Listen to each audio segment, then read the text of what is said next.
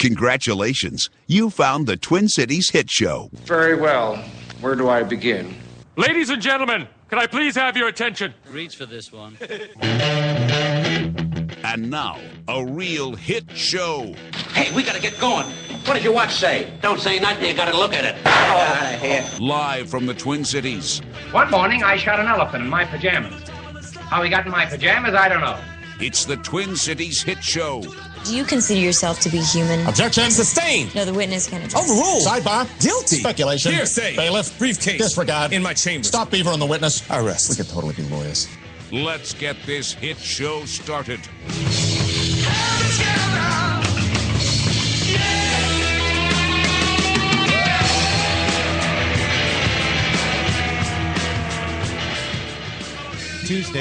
Tuesday at the Twin Cities Hit Show. Yeah. Traffic. Yeah, I'm hoping what they do is they shut down another major freeway this week. That'd be great. Well, it's summer. You know, I mean, there's going to be construction everywhere. It's just difficult to keep track of all of this stuff. But they don't just go halfway. They go all they're not like we're gonna dabble and fix this. Oh, they no, need we're to go all shutting in. it down. Yeah. Find your own way to work because this isn't going to work.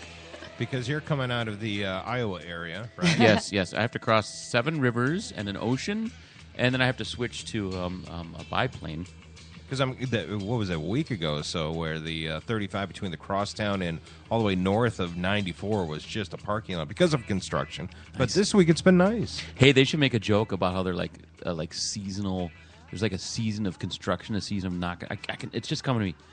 Oh yeah, like there are 2 seasons in Minnesota. Get this? Okay, I'm just making this up. Mm-hmm. 2 seasons: road construction and winter. You're such an innovator, funny? Chuck. I know. He's always breaking new comedy ground. I feel like that would get traction. How's that effort to get mosquito to be the state bird going? Oh my gosh, I was just thinking the same thing. Yeah. That's incredible. Do you know any loon calls? Yeah, what's your number? That'd be a loon call. I bit my tongue right there. There are a lot of things I could have said. Hey, we're all about the comedy today because Greg Coleman Jr., right, is scheduled to come in. I believe we call him Greg Coleman the second. We just call him G. Cole. G. Cole is fine. Because for me, being a Viking fan, I'm familiar with his dad. Yeah.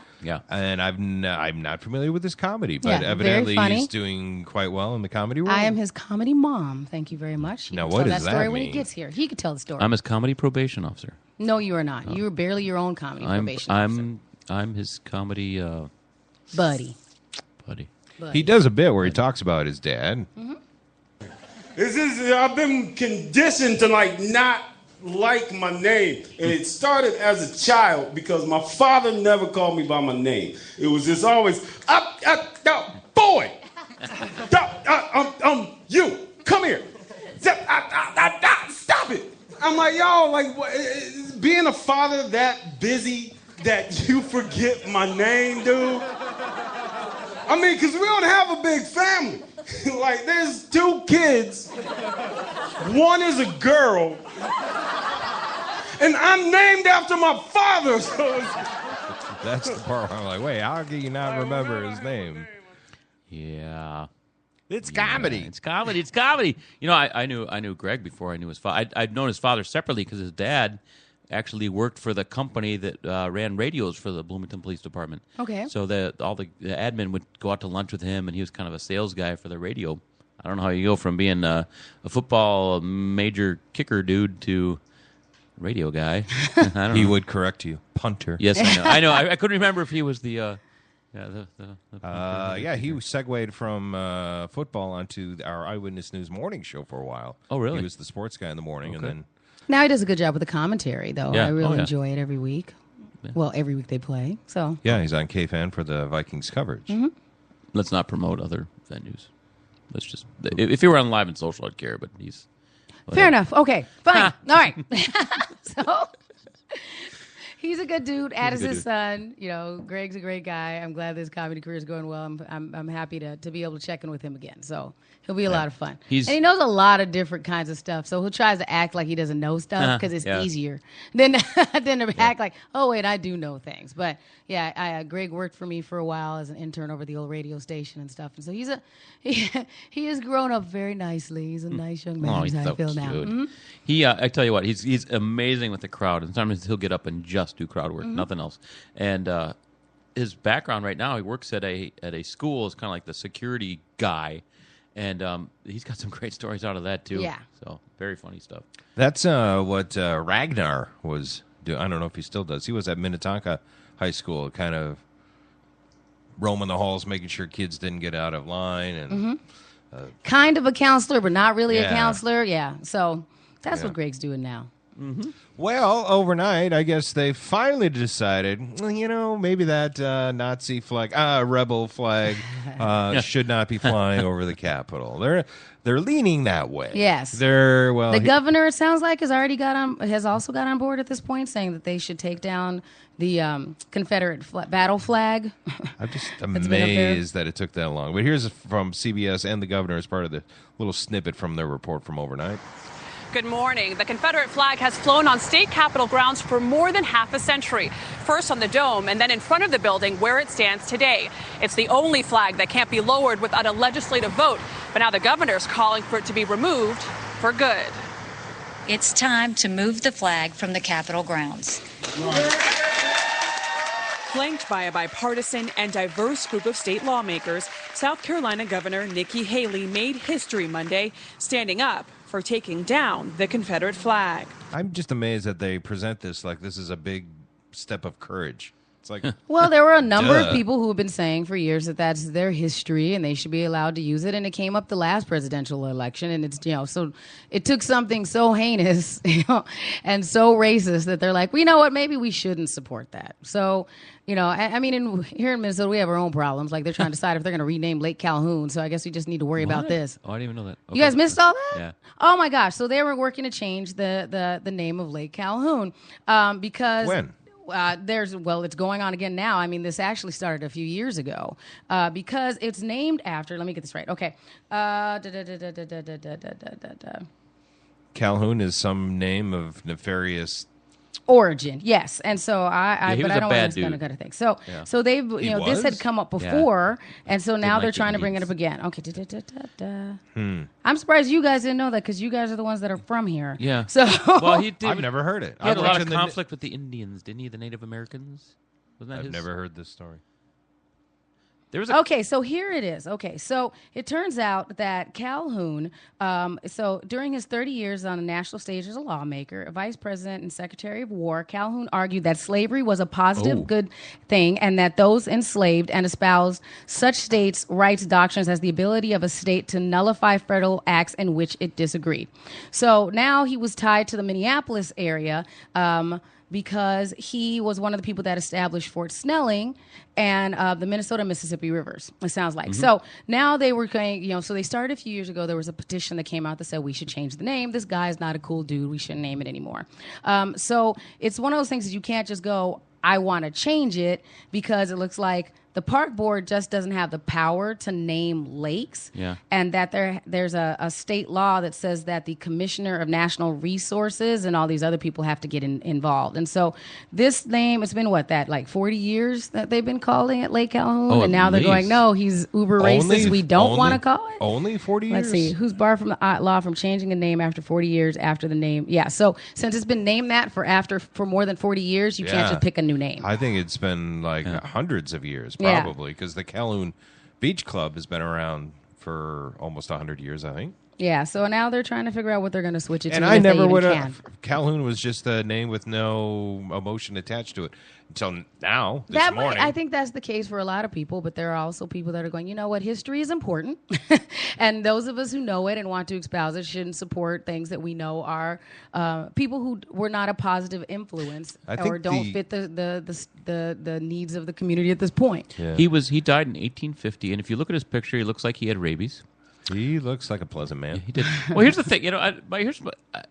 There are so many of these stories that contemporary to their time are different twists. I'm not saying he's a good dude, and I'm not saying that maybe he was an outlier even for the time, but I don't think we should go back and apologize for everything, because contemporary to the time, some stuff was okay back then. I'm not saying it's okay now. Well, what he said now is clearly, what he said back then is clearly not the case and not the way that history decided to take itself, and to the victors go the spoils. And so now, thank you very much for not enslaving me, and I don't feel the need to continue to give him the name of a lake. To the victors go the spoils. Yes. I love So, it. I mean, I think that, yes, you're right, that things do evolve over time. And now we go, you know what? We could change the name of this lake just because back then it kind of made sense. It doesn't make sense anymore. So let's pick a new name and figure out how to work around these things. Okay, well, I'll How throw about this if we up. Kardashian it and just make it a C? I mean, make make it a K. Oh, easy there, fella. Calhoun. Easy. It's not a word we use here on this show.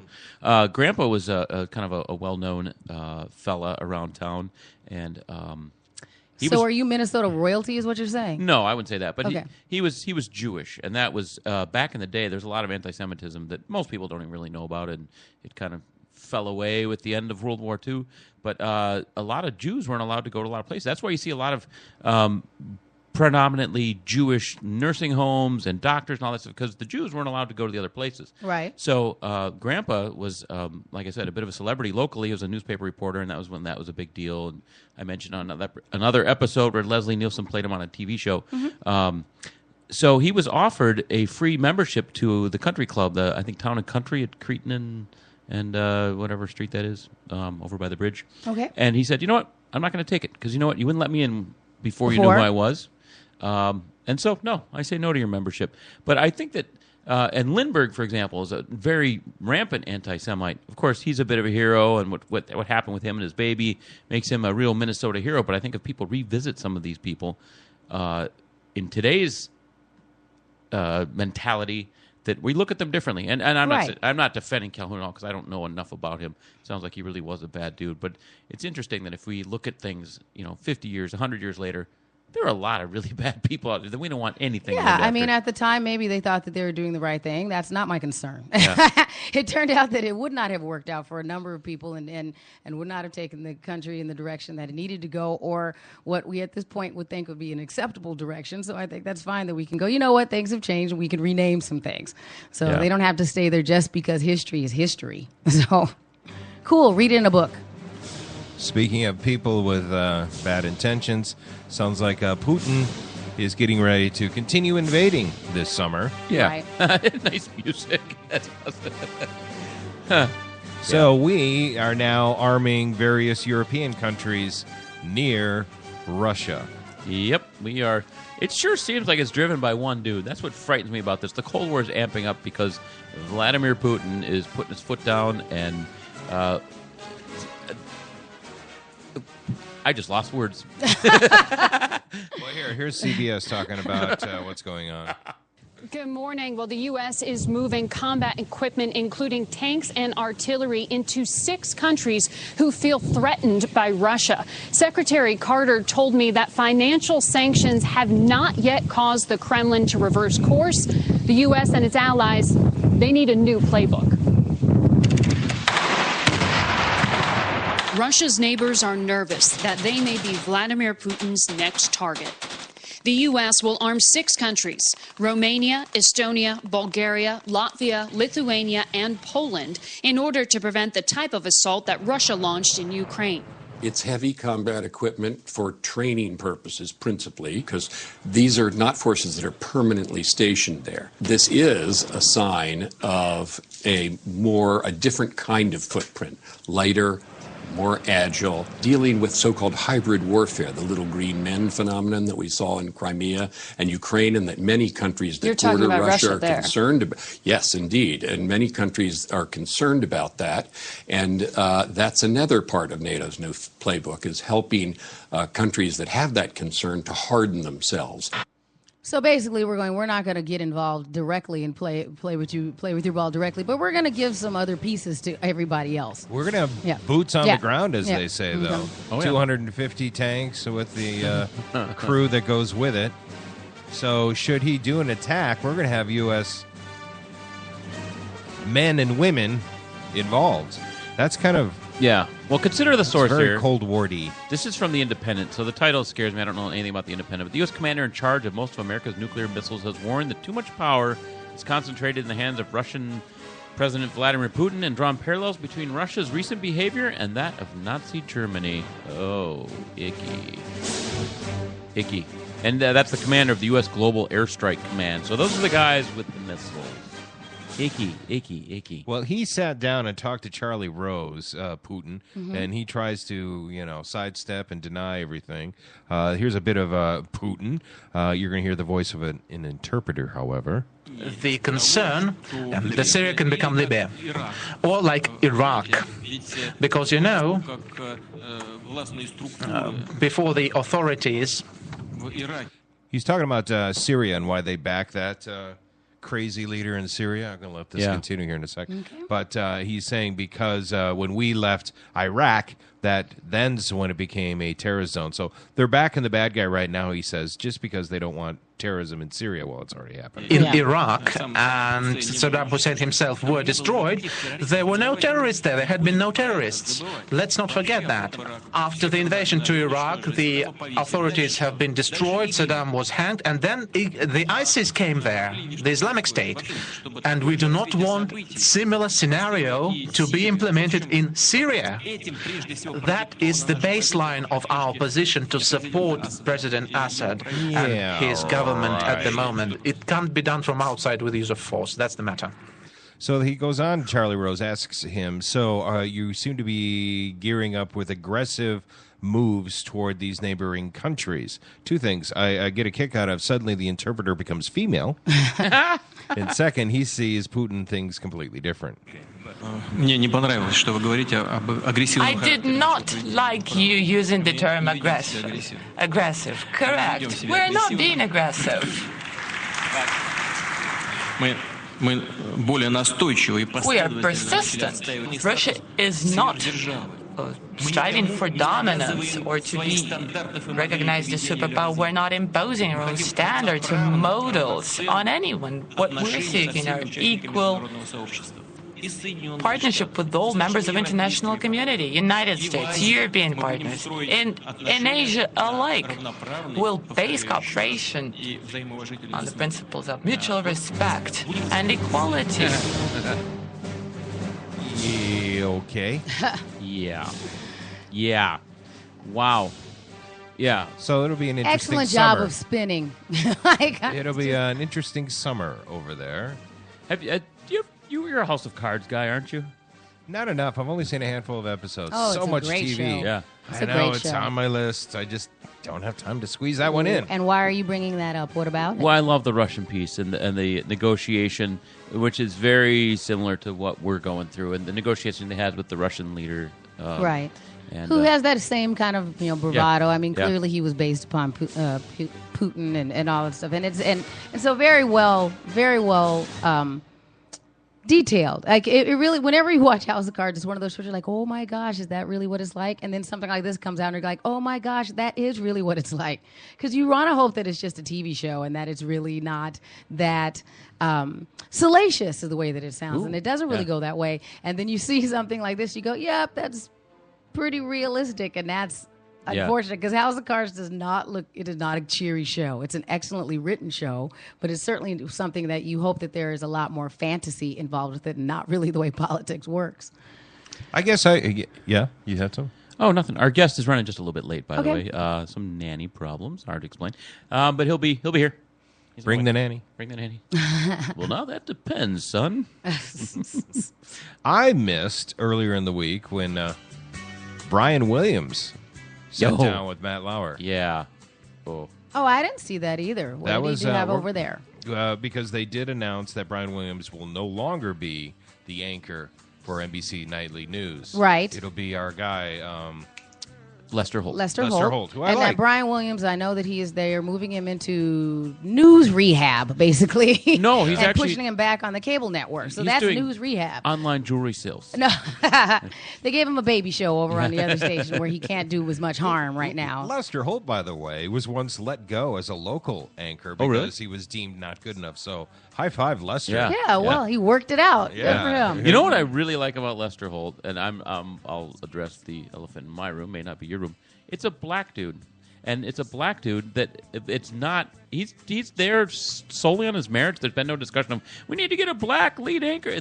He's just there because he's good and he's likable and he's trustworthy. You just made it a black thing. I know Exactly. but Like that's a what I lot of like people about it. did. They're Yeah. still going to end up putting him somewhere in a book that says that and, Well, and right. bringing it up. But there was no hype leading up to it. There's very rarely hype leading up to it and say we intentionally are picking a black person for something like that. It's once they get one, then they go, sweet, look what we did. The rest of you stop complaining. I would love to see that press release. Yeah, it's not like, only black people need apply. I wish that happened more often, and we'd go, okay, yeah, thanks a lot for bringing that up. I appreciate it. We here at NBC feel very proud of ourselves. We've decided that we're going to fill in the quota. Well, here's what I like about it, because these people are, and look You at should Brian love Williams. us more here at NBC because we've hired a black person. Thank you very much. I might start watching if they put a Jew in. I'm all over it. But this is someone who's considered one of the most trusted people. Look at Brian Williams. He was the 25th most trusted person when he was when he had the anchor job. How'd that work out for Yeah, us? he ended up the 3,000th, somewhere down by Eminem. So he was up at the top, and now he's at the bottom of the ranking. And so Lester Holt we're deeming him trustworthy, and I like that. And then there's no discussion. We need to get a black anchor in. No, he's just there because he's a good guy and he's doing the job. What discussion are you? What fictitious discussions are you party to? That's what happens. When they're sitting around going, there wasn't an online petition that said, you know what? Now that they've gotten rid of Brian Williams, they really need to put a black anchor in there. That's what I like about it. Okay. Here's what I like. I love because Jennifer has a thing about the Dateline, and it's always the same story. The husband gets away with murder with his adulterer, and then every Dateline's the same way. Okay. But Lester Holt got the easiest gig in the world. He says hello, and then he says, and we'll be right back. And then the reporters out there in the field editing it, putting it, working then it comes their back ass to off. Lester in an air-conditioned studio. And we'll find out more from the cheating murderer right after this. Hey. I'm like, dude, he probably just got 10 You know grand. you know what that is? That's reparations for slavery. There's the black dude in charge, and the white dude's out doing all the work. He's like, no, I don't know. You go work. It used to be Brian Yep, Williams. that's not true either. Yep, not enough. Brian had Nope. that gig until... Well, and if you've been following the Brian Williams stuff, so much has come out lately with everyone's like, yeah, no, we always knew he embellished. And, oh, yeah, there's like 12 or 13 stories they investigated where he just made crap He's like up. that guy. Yeah. Where you have to put it through a filter. Yep. And he said, well, I'll let him speak here for a second. I edited a couple of moments out of the Matt Lauer interview, which, God, that's got to be I was thinking as watching Matt Lauer do it, because I'm sure they were at least colleagues, if not friends. Yeah. And God love Matt Lauer. He used to just be a landscaping guy, not really journalism J school I didn't at know all. Yeah, he got pulled off cutting trees down to... You look like you know stuff. It was hard because he was a handsome man. And aside, before we hit play, the Today Show cast came in one day, and I was working at the mall, and I got to spend just a little bit of time with them. They're the most nice, genuine news people I've met, other than Channel 5, of course. But Matt Lauer, Al Roker, all just super, super nice people. Friendly. Lauer was a genuine guy. I really trust him. Well, I think he gets it. He's like, Yeah. I'm getting paid for this just to put my makeup and and I think he also gets that. I part of my gig is I have to nuance the tough questions. Yeah, Fair And enough. he's He not does a good afraid job. to do it. Yeah. So here he is interviewing his colleague just for a couple of moments here. Here. Did you know when you went on nightly news that you were telling a story that was not true? No. It came from a bad place. It came from a sloppy choice of words. I told stories that were not true over the years. Looking back, it is very clear. I never intended to. It got mixed up. It got turned around in my mind. This came from clearly a bad place, a bad urge inside me. This was clearly ego-driven, the desire to better my role in a story I was already in. That's what I've been tearing apart and unpacking. What happened is the fault of a whole host of other sins. What happened is clearly part of my ego getting the better of me. To put myself in a better light, to appear better than I was. Oh, wow. We turned on the radio. Yeah. Wow. Wow. At least he sounds as sincere as somebody Yeah. that is a chronic Yeah. liar can be. Yeah, he sounds messed He up. sounds, contrite, and it's like it came from his imagination, and that at least somewhat seems to make sense. That it's like, well, yeah, I was already there. Why did I decide to embellish even more? It's like saying, if you ran a marathon, why did you have to say you ran 42? You're still already a lot of people who didn't run even one marathon, so you're cool. You don't have to make up anything else. Yeah, he reminds me of someone who tells a good story when you're sitting around drinking beers, but then you walk away and go, yeah, that guy is full of shit. Yeah. Exactly. I know, sad part is I knew a lot of cops like that, too. I mean, and they're like, don't make me fact check that. Yeah. So, do we know where Brian Williams is headed then? I mean, yeah, so he's going to be on MSNBC. Like I said, yeah, so they're giving him a show over there. That's why I called it. He's going to have his own show? Yeah, so they're going to go have him work over there. Oh, good, because I do like him. Yeah, and I always enjoyed his. I mean, he was great on Saturday Night Live. He did a couple of appearances there. He was, I always enjoyed him when he was on did Letterman's and the Daily Show. He would do that stuff, and he was very funny when he was on Jimmy Fallon. They had a number of running bits revolving him. So it's not that clearly he's likable. That's why they're trying to give him another shot. Yeah. Is that even when he said stuff you didn't agree with, he still seemed very likable about it. And then has he admitted part of the problem wasn't that one story. It went back years and years and years that he had other stories. Yeah, and they're not just minor things like that. I was on that helicopter that was shot down over Iraq, and the soldier's like, no. Look at this escaped killer's murder plot revealed. Wife escapees wanted to kill you. So more news breaking on the prison escapees in New York. I understand. Because her husband is finally breaking his silence and saying things and giving his side of the story. That's her husband? Yeah. Mm-hmm. Yeah. Okay. All right. Why would you leave that? I'll have to listen to that. Fella. The DNA was found in that hunting cabin we were talking about yesterday, and so now they think the circle is tightening on getting these guys. Thank goodness. Day 17. Nasty dudes. Nasty. Hey, you mentioned John Stewart. Well, Senator Al Franken was on John Stewart last night, and he pretty much was realizing that it's his last opportunity with John, since John is retiring this summer. So he had a little well-wish for Mr. Stewart last night. I wanted to say something about you, okay? Is this going to be anti-Semitic? Because I can take it. I can take it. And I can do anti-Semitic because I'm Jewish. But I won't. Right. This is going to be, look, you have taken this platform, and with your dint of your hard work, your judgment, your intellect, you have engaged a generation of young people in public policy, in politics, not enough to get them to vote, evidently. I was waiting. You couldn't just leave me hanging out there. But enough to get some of them to a rock the vote party.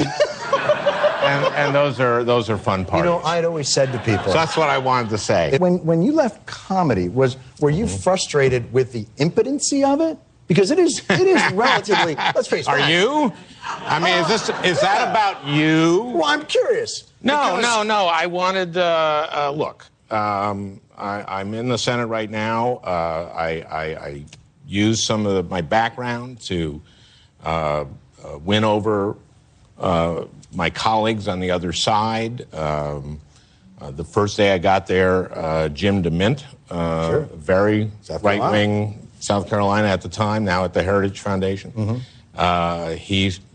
First thing he saw me, he said, "How are things on the far left?" I said, "They're great. How are things on the nutcase right?" and he laughed, and we were friends. We never agreed on anything, but we were friends. And I've been able to do that, make friends with my Republican colleagues to get things done, like mental health in schools, and to get things like energy efficiency. Right. And Johnny Isaacson was of Georgia, Republican there, was the co-sponsor of my first bill, which was to get service dogs to veterans of Iraq and Afghanistan who had... I think our senator's doing a good job. Yes. I do, too. I really do. He's... I didn't think he was that funny on Saturday Night Live, but I think he's a funny comedian. And it's amazing what a career I think he's made of politics. And I love both Klobuchar and him. Mm-hmm. Just great people. And they're both very nice. Yes. Well, he went local comedian. He went on, obviously, to political stature. Nick Swartzen. Swartzen. Swartzen? Whoa. You don't pronounce the D? Swordson. Swordson? Yeah, Swordson, yes. I know Nick. Oh, I just call him Nick. He was on Conan the other day, and he was talking about his growing up in Minnesota. His path, I don't think, will ever be in politics. No, that is not where he's trying to go. I got expelled for smoking weed From in Central High school. School? Oh, in school? In school. That's pretty ballsy. Yeah, apparently it's frowned upon to smoke a blunt in class. You didn't really do it in class, did you? Yeah, I did. That's just saying I want to be... Yeah, the cops came and handcuffed me and my buddies. The police came to the class? I went to like a shifty school. It was St. Paul Central in Minnesota. Mm-hmm. And yeah, we lit up a blunt and then we were escorted out. And it was kind of cool because we were handcuffed. And then they walked. It was also lunch period, so we got to walk through everybody like, yeah, that's what's up. Like everybody was like eating, like, what's going on? It's like, blunt. Yeah. That's a good time to just taste it. You know? Yeah. Taste it. Anyway. He's still he's a very funny and a great guy. It's always nice when he pops back into town or we see him at one of the open mics like at Acme. And his brother is a very good musician who's still in town too. I used to hang out with his brother a lot. He was little Johnny Swartzen. Yeah. What does he play? What's his music? He's got a band and he's a really good guitar player and you can see him around town. Pop up at the Dakota or something like that. Mm-hmm. John Swartzen and the Get Gone is the name of his band. His sister, Rachel Swartzen, who I'm also friends with, created this. It started as Go Home Beautiful and became Bavia. This, if you're in the hospital and it's talking about postpartum depression, and it's a whole movement to help postpartum depression. But very cool. Mm-hmm. They have the service come in and do makeup for women and send them home looking pretty. Nice. Bavia, go home. So pretty. good Minnesota family there. Good Minnesota family. Well, we've heard from Greg, right? He's on the way. Mm-hmm. Yeah. All right. Oh God, he's so lost right now. Directions turn by turn right now. So, is he doing a Hesley? Is he down in Northfield? Yes. Before we go to break, though, some sad news from Hollywood. A very acclaimed. Oops, here we go. We're talking music. Academy Award-winning composer James Horner evidently has died in a plane crash. And he did a lot of music that everybody will recognize as far as the soundtracks, and he was a fantastic composer. Scored the movie for Titanic. Mm-hmm. Let's see. Does it say how many Academy Awards he won? You're listening to, I think this is from Braveheart. So Horner's lawyer couldn't confirm his death, but said he had not heard from the composer since the crash. He is an experienced pilot. He owns several planes, but we have not heard from him. And it is his plane, I guess, the wreckage that they're seeing. They said he has 2 Academy Awards, and those included the scores from Field of Dreams, Braveheart, Titanic, Star Wars, Star Trek, and his plane crashed near Santa Barbara. So it has been confirmed as his assistant did confirm on his music page that he did pass away. Can you imagine that airport lounge in heaven as he walks in, and there's the Big Bopper and Richie Valens, and I don't know what kind of music do you make? Okay, never silence. Crickets. I'm waiting for you to. That's all I got. I don't know. I'm just picturing this weird thing. Never mind. We should go to break or something. Anyway, so it is confirmed that James Horner did die in that plane crash. It was confirmed by his assistants who've been on his page. Oh, all right. Well, he was 61 years old. That is sad news. Mm-hmm. Way to bring the room down, Rusty. Way to just already. Well, I mean, now that Greg's here, I think that we'll take our break and come back. I know there's some stuff that we can talk about what's going on with his career, and I also sure that he has some good stuff to weigh in about what's going on with Diddy and Lil Wayne. I know that he's fans of both of those guys. The Twin Cities Hit Show. We'll be right back.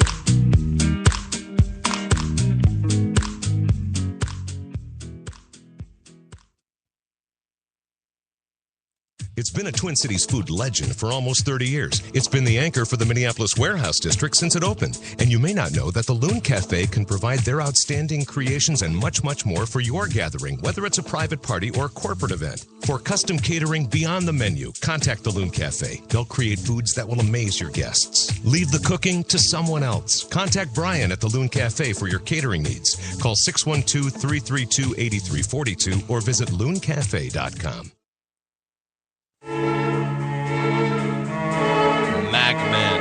Don't let your computer problems drive you mad. We are MacMen, Minnesota's premier tech consultants and problem solvers for Macs, mobile devices, troubleshooting, training, and much more. No more dragging your computer all over town because we come to you. We love making house calls to your home or small business. MacMen. Call 612-345-8005.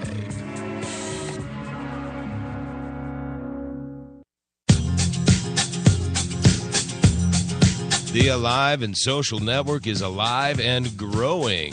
From the best in sports, music, movies, and beer, Alive and Social is what all the cool kids click on. Featuring characters like radio rebel Jeff Dubay, Star Tribune pundit Jim Suhan, Unfiltered, and television veteran and handsome man Rusty Gatenby. You can also taste the Minnesota Pubcast with Jason and Molly.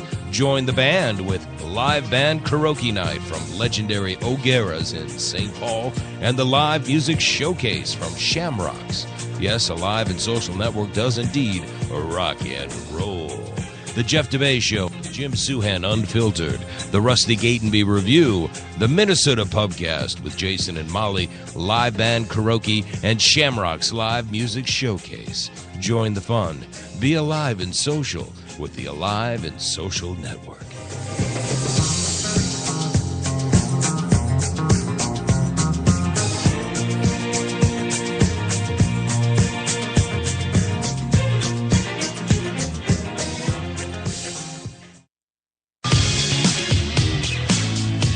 You're listening to the Twin Cities Hit Show.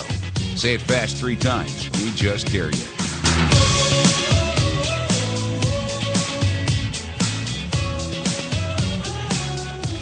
So, yeah, we've been taking this road out, showing it off to the people. We're going to do it again on Thursday morning.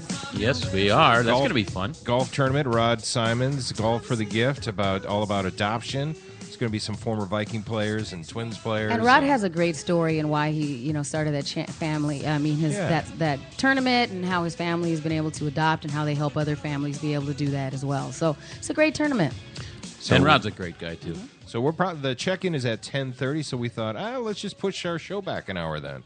We'll start broadcasting during the check-in because that's when everyone's around. We want to be wrapping up when people are arriving. Like, we're going off the air. Is the party starting? No, we don't want to do that.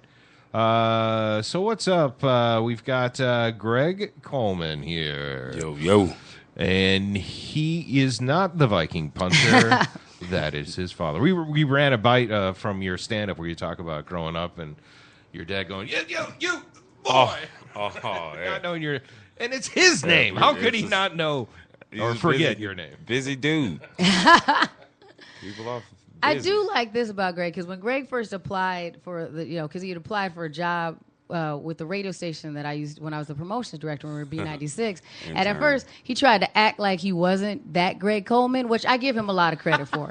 Because it wouldn't have helped him anyway. A lot of people would do the opposite. It wouldn't help him anyway. But then once he got hired, he's like, I should have said that was my dad. She got me folding T-shirts and then almost tried to fire me. And so that was all before he went into comedy. A couple times. Yeah.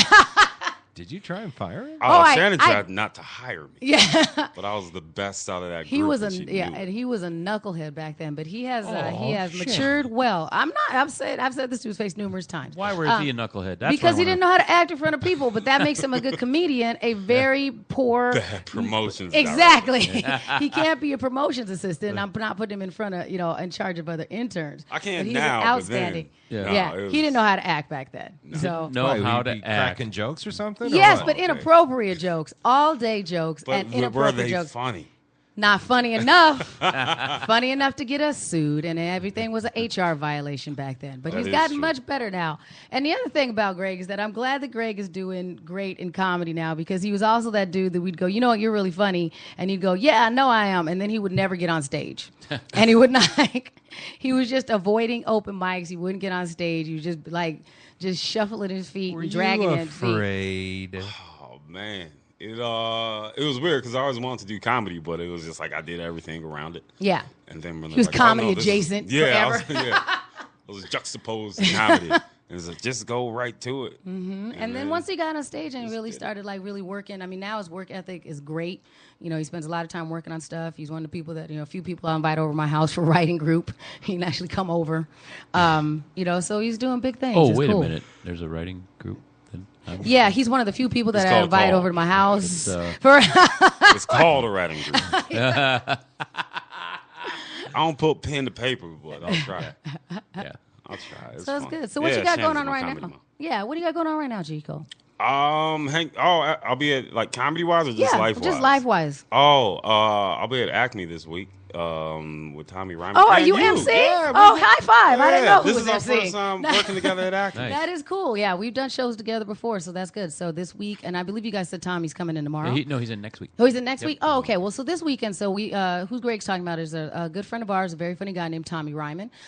He was on Last Comic Standing, and he's also one of our fellow Acme comedians, and this is his first week headlining Acme Comedy Company, and that's a big deal. Yeah. And so we're really proud of Tommy. He's a great guy, just super funny individual, and so we're going to be working with him this weekend, and that's going to be awesome. So he was our first guest ever.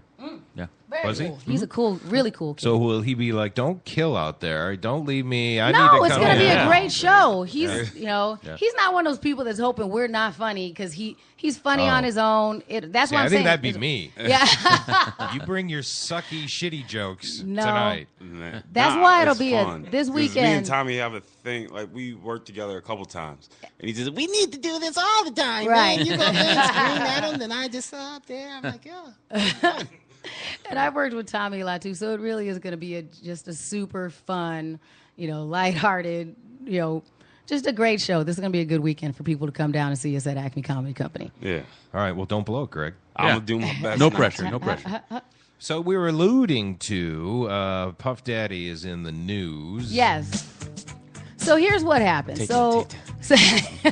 So he need to take his He needs to take his anti-anxiety ass pills. home. Yeah. So here's what happened. So Diddy has a son who goes to UCLA, and he's on the football team. And it sounds like That's cool. the son's coach, he's a guy who has a history of getting a little bit out of pocket. I mean, he was like a coach in the NFL and tripped a player going by. I mean, this guy already has issues. So it turns out that the guy was yelling at Diddy's son. Diddy did not appreciate it and then went to talk to the coach.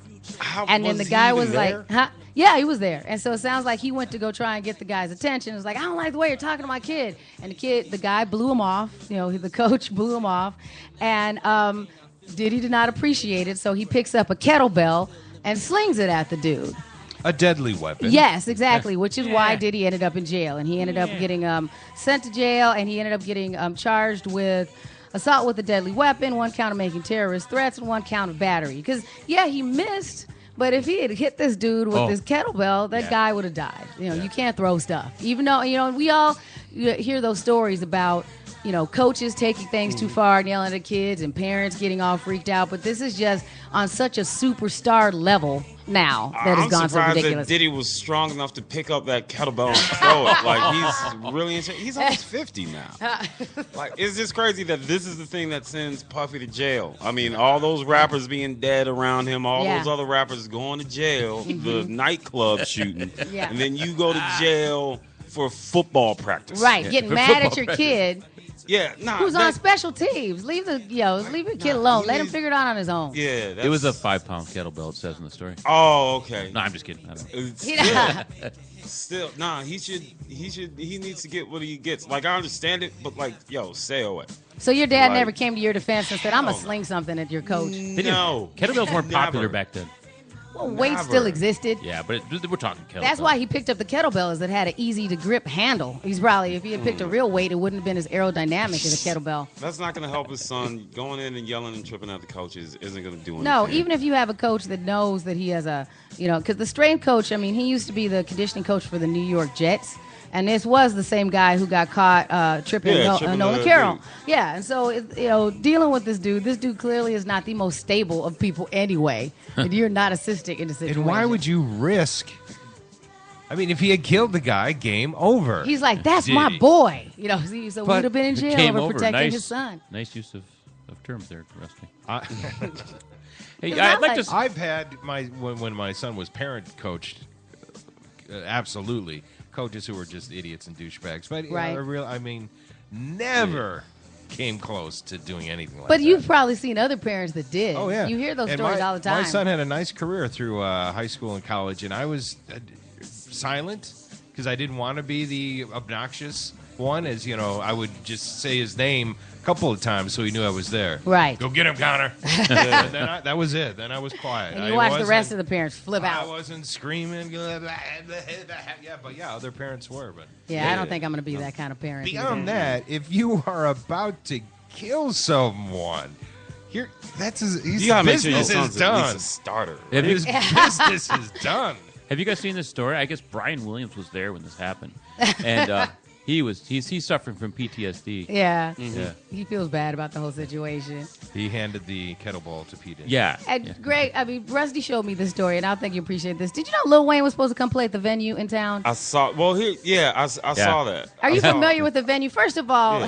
how have the mighty fallen that Lil Wayne is back at the venue? No. He should not be at No, the they venue. said that he this was is just supposed to. Yeah. He was just be going to hang there. out. Yeah. Okay, He he was was just just going to gonna go to the be club. there. He was supposed to play. No, they were expecting. They wanted him to play. But I he don't was think just this going to was a make an full-fledged appearance. concert. Okay. All right, there we Was go. the Grand Casino Hinkley booked?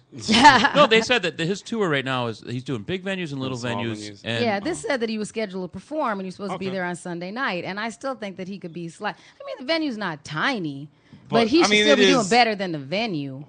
Yeah, well, remember when Nelly had the free concert at that same spot? Right. Different name. And it was 2 years after he did the Super Bowl. Nelly True. from Little House on the Prairie. No. She So, rocked that. I But guess- yeah, I saw. I yeah. was reading up on it, Mhm. and they were saying like, "Yo, he was a no-show." But I guess the venue wouldn't let his entourage in without being security checked, and they Right. didn't want to be checked. Yeah. So Yeah. Lil Wayne said, all right, well, even though you let me in, I'm not going to let them in. So I kind of am torn. I'm like, is that cool? You should stay with your entourage. If your Yeah. entourage doesn't want to get checked, then I guess we're not going in, you know? It's a little bit of both. I think like a couple people, like, because when you're bringing that type of energy, yeah, you're gonna need someone who's gonna be armed security as long as they have their license and all this stuff. Like, yo, I get that, but then again, for the venue to be like, yo, we're not letting anybody in who's Right. not checked, is. We're setting on safety, and I get that because I if get something that. dumb would have happened, it would have been, another shooting at a hip hop concert. Right, and another this or that. the venue has gotten blamed for stuff that was in like a mile radius Yeah. before, and Yeah. it didn't even have anything to do with them, or it was somebody that caused a fight like an hour and a half after the club had closed and didn't really even have anything to do with them. So I could see why they're being cautious. So That's their. yeah, They came everybody- out saying that safety is number one. They've had a number of problems. They're going to make sure their patron safety is number one. And blah, the blah, blah. city's looking to shut Oh, a bunch they of places are. down. Yeah. It's not a big fan of just nightclubs right now at all. When I was a policeman, I got assigned as the head of the security detail for Avril Lavigne, who came in town to do an acoustic set in the mall rotunda. And she's Canadian, and they do not like guns up there. And Yeah. when she found out the police were going to be armed, she said, "That's fine. Have the police check their guns in." And we were supposed to go out with no guns in our holsters. Mhm. And we're like, yeah, that's not going to happen. So we had like 8 cops paid, time and a half overtime, a couple $1,000, and we couldn't get within a certain distance of her. And I'm like, well, all right, if Yeah. it goes down and we need to use deadly force, I guess good luck, don't Avril. think you need He's deadly not going force to go at down an at a Avril Lavigne skateboard concert. rotunda at the mall. Yeah. Someone might throw a He's like, skateboard what at her. the hell? I don't know. We're That's why I love probably the okay. Canadians, man. That's why I'm not comfortable with guns either. Yeah. I'm just like, The only one, but then somebody needs to give a lecture to Drake. Then you got to think, Drake, quit getting in fights. You Well, gotta see, think, he's that's getting in why fights, he's he's comfortable not getting in shooting fights. people. That's true. Well, See? use a Like, kettlebell. Be nobody reasonable. You don't does need a that. gun. There's kettlebells available. Because did he punch him in the face? He did. Yes. That's because he didn't have a gun. But he's back, right? And now he didn't have a kettlebell. So He he's like, just I would went have to thrown Canada and something got that did it. fixed. How about a good old-fashioned pistol whipping? I don't know. Why does Yeah, that we go don't by have the to do that wayside? either. Yeah, that's all right. Yeah. You want a regular fight, like a good old fisticuffs boxing Right, match because of between guns, people. I can't do that. But if I get you in a chokehold or something like that, I got strong shoulders to at least. He's all like, hold protect you your off. neck. Yeah. Protect your neck. Sounds like your day job there, G. Cole. Yeah, exactly. See, I've learned to use not guns. Talk down crazy kids and put them in holds. Yeah, they prefer that you not bring your weapons to the middle school. I agree. with you. Yeah, That's man. fine. Mm-hmm.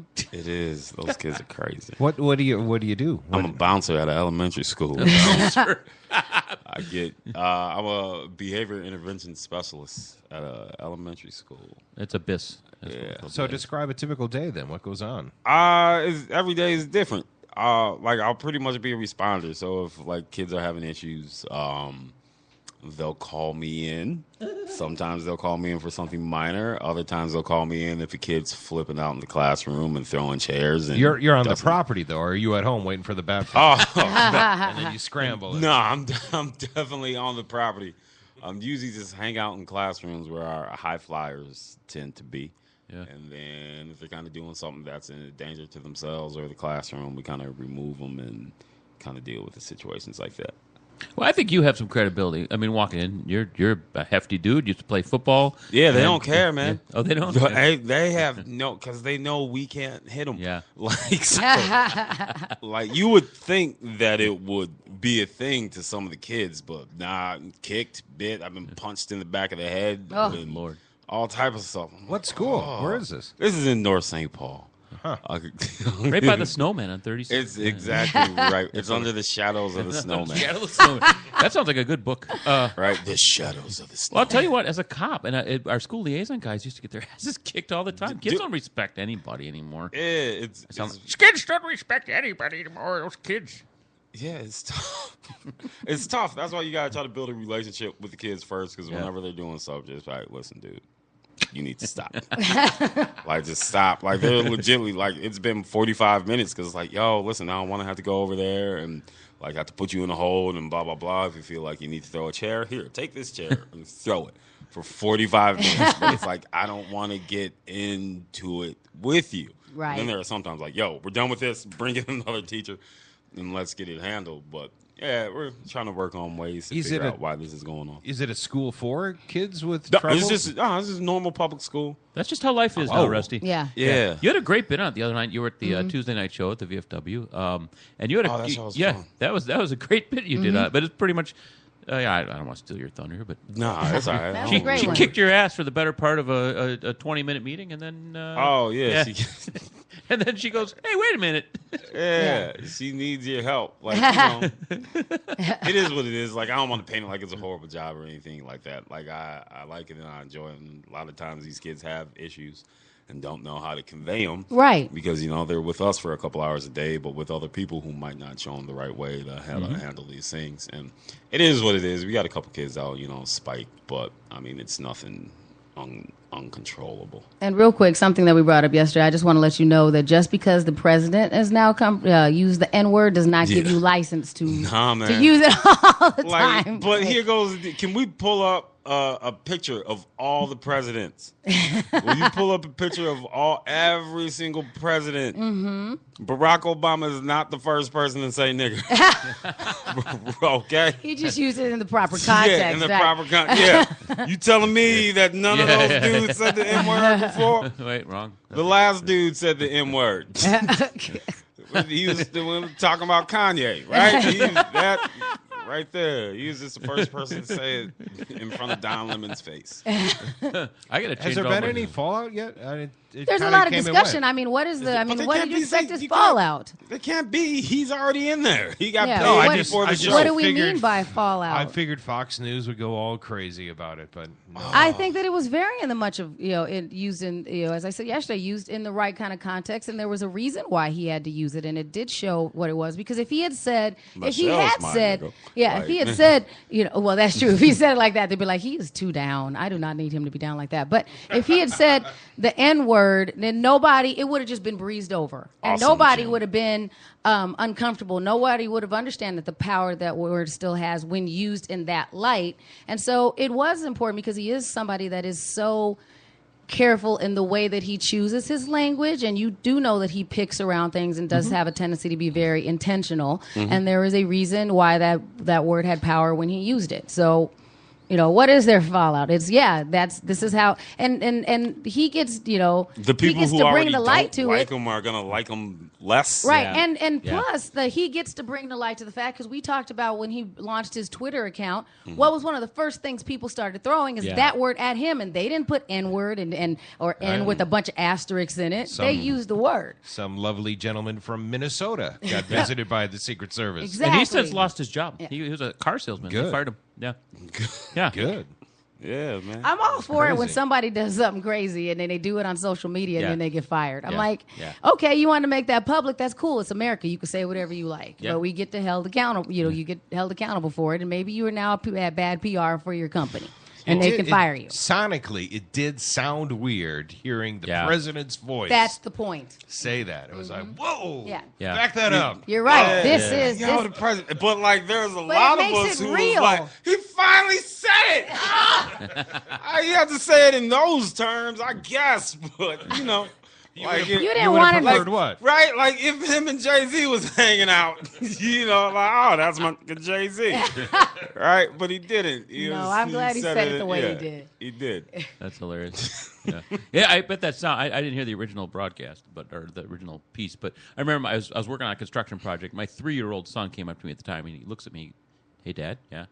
F dude, F dude, F dude. I'm like, whoa, that sounds really weird coming from you. I just remember like having an out-of-body experience, how freaky it sounded to have my 3-year-old just walk to me and say that word. Because he'd heard it, and he knew it was wrong, but he's at that age where you got to test stuff out. I'm like, whoa, don't ever say that don't again. test it on me. Yeah. Yeah. So. Yeah. But at least he tested on you, not strangers. Yeah, exactly. So. Yeah. And you get hit by a kettlebell after. So It's a president. He can do whatever he wants. Yeah. We played that song yesterday. You didn't hear it? No. You should really listen to our show. Yeah, I should. So, growing up, you played a little bit of football? Yeah, I played a little bit of foosball, basketball, baseball, track. Are you a Viking fan? Yeah, man. And he still does stuff with the team. Aren't you still doing Yeah, a part-time little stuff bit. with them? Mhm. Little Like help what? out. Well, little you're for help the out league. stuff. Right. Yeah, I help my pops with uniform stuff, Yeah. Unless it gets too cold. Yeah. Unless it gets too cold. He's like, never mind, I'm out. Yeah, remember You're we on had your the own, station. Although, like, it's crazy how much like these dudes don't care, like, because it's whatever how people say the fashion police. Yes, Yeah. we'll do that stuff. But the thing is, people, isn't that crazy? Like, they know the rules. Yeah. They know when it's Yep. breaking, and we tell them before the game what to fix. We tell them at halftime what to fix, and during the game we'll tell them to fix it. And if, like, by the fourth quarter you're still blatantly doing it, it's like, all right, man, you're making this choice. And I remember we were at the radio station back in the day, and Darren Sharper came in. He was like, "Oh, you cost me $120,000." Like, but it's all like over socks. Yes, I know. Yeah. Like, he's like, over socks. I was like, you're right, Darren. Over socks. Right. But you have bigger problems now. Like, got bigger problems. you just don't follow the rules across the board. Right. Right? Like, I was Blatant like, Judge, rule I breaker. Right? I told you to pull your socks up, and he never did, so. So I mean, it could be. They're pretty strict about uniforms. And the example you give is your socks. They have to be the right color. They have to be pulled up, and you warn them, and you warn them again. And if they don't do it, they get. Yeah, fined. I mean, I'm like, we'll give leeway. There's not, certain whatever, but it's like, all right, man, like, because the league's going to come down on us. That's the only reason Reebok or whoever the team sponsor is, Nike's going to be like, yo, we want you to be blah, blah, blah. It's like police uniform. You have to be in a certain amount of code, and you have to be within the code. I know people, I want to be comfortable. I want to be this or that. I get that, but you're also getting $300,000 to play football. Right. Just throw on the uniform however they ask. And if we ask you to do it, and the game's gone by an hour and a half, just like fix them. And some guys will push it, and some guys will fix it. But the guys who do the thing, it is what it is. And the money gets sent to, I believe, a charity. Okay. Oh, really? Oh, that's cool. Good. Yeah. Or right off. Some of them are. Got to make a statement. We always had the guy, one cop walking with the mutton chops. They were like crazy. You can't wear that. Why not? Well, read the manual, first of all. Second of all, you look stupid. Yeah. I mean, there's only so much you can do to make yourself look cooler in purple, so I get it. I get it. When I was playing ball, I wasn't always in code, so Really? I find that shocking, Greg Coleman. And we're, just a couple of weeks away when you think about it for the camp. Yeah. We're excited that Adrian's back, right? Yeah. Yeah, man. Yeah. Play Move ball. on. Like, play ball. Right. Yeah. There you go. I mean, I get why some people be upset, but like that. This is gonna sound tough. It's not even that tough, but it's like he didn't come out. He should have came out and said, like, yo, I apologize if this made some people feel uncomfortable. I can understand that. This is the way I was raised, and this is how I pretend to, raise my children. I'll look into other options on doing this, but, this is a matter between me and my child. So can we keep this within my family? Because every single time you bring it up, it's embarrassing to the kids. So it's blah, blah, blah. And could have moved on. Sponsors probably would have been cool. Fans would have chilled out and shut up. He would have been playing 3 games later. Yeah. But he didn't do that. And then everybody else is calling this person a monster and this or that. And like, I understand when we say the pictures, yo, it looks bad and blah, blah, blah. But it's like, yo, I've had spanking. Like, listen, I've been spanked before. Yeah. I've been spanked by many of former Minnesota Vikings. So if you're going to be mad at him, be mad at the entire 1987 starting line. And where I got upset about it, same thing. It's like, don't blame it on the region you came from. I came from that region too. I've been whooped with a switch. I get it, and that was why I don't do that to my kids. That's why my mom didn't do. I mean, our grandma was the go get a switch, whoop you person. Came from Texas, all that stuff. But we've updated things again. It's like, difference. And I don't know if you guys had, I know Greg can probably play. Greg, you've had the opportunity to shake Adrian Peterson's hands, right? He crushes grown men's hands. Dude, you're not allowed. You're not that dude that gets to use a switch on your kid. You're just not, kind of thing. You need to have some control. I think the switch would have been better than the hand, though. Yeah. Maybe. No kidding. Yeah, good point. Yeah. So I do agree when he was like, you need to learn some different parenting strategies because things are different now. That's not the way that we could. There are other options. So just because people used to do it doesn't mean we have to keep doing it. So don't use that as an excuse. No, we didn't grow up. No, we're not terrible people, but that didn't make us better. So. You're saying that the whoopings made you better. No, I'm just like it's there was a definite don't make her boundary. spank you. Right? That's what I'm saying. Like there's now he's grown, so he has to pay me. That's how it is. Yeah. If you want to spank it now, this is just getting weird. Here, listen to this. Here's Richard Pryor for a second. Because that's some hell of a psychology, right? To make you go get a switch to beat your own ass with. Right? My grandma said, boy, go get me something to beat your ass with. And that would be the longest walk in the world, right? To be talking about.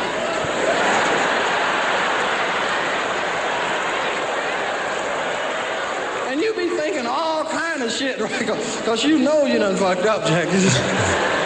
That maybe it'll snow before I get there or something. Maybe she'll have a heart attack and won't be able to whoop me. I don't want to get no whooping because it's going to tear it up. I know it. And you couldn't come back with no little switch.